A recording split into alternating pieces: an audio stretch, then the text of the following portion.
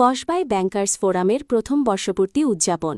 Bankers forum কসবার আয়োজনে এবং যুগান্তর স্বজন সমাবেশ কসবার সহযোগিতায় জনতা ব্যাংক কসবা শাখায় ব্যাংকার্স ফোরাম কসবার প্রথম বর্ষপূর্তি উদযাপন অনুষ্ঠান অনুষ্ঠিত হয়েছে।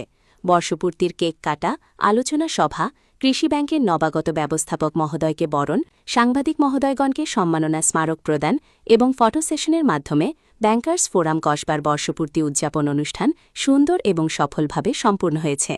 ব্যাংকার্স ফোরাম কসবার সাধারণ সম্পাদক জনতা ব্যাংক কসবা শাখার ম্যানেজার মিজানুর রহমান সুমনের সঞ্চালনা এবং পরিচালনায় বর্ষপূর্তি অনুষ্ঠানে উপস্থিত ছিলেন ব্যাংকার্স ফোরামের সভাপতি ইসলামী ব্যাংকের ম্যানেজার আব্দুল কাইয়ুম, সোনালী ব্যাংকের ম্যানেজার ছানাউল হক সরকার, অগ্রণী ব্যাংকের ম্যানেজার নুরুল আলম, কৃষি ব্যাংকের ম্যানেজার মহসিন, ব্র্যাক ব্যাংকের ম্যানেজার শফিউল্লাহ, ইউসিবি ব্যাংকের ম্যানেজার সাইদুর রহমান, ব্যাংক এশিয়ার ম্যানেজার নাসির উদ্দিন, সিটি ব্যাংকের ম্যানেজার সুব্রত, আল আরাফা ব্যাংচুয়াল ট্রাস্ট ব্যাংকের ম্যানেজার সালাউদ্দিন, উত্তরা ব্যাংকের ম্যানেজার শওকত হোসেন সহ কসবা উপজেলার কসবা সদর, কুটি, গোপীনাথপুর, চারগাছ, বায়েক, নয়নপুর, মঈনপুর বিভিন্ন ব্যাংকের ৩০ জন ম্যানেজার।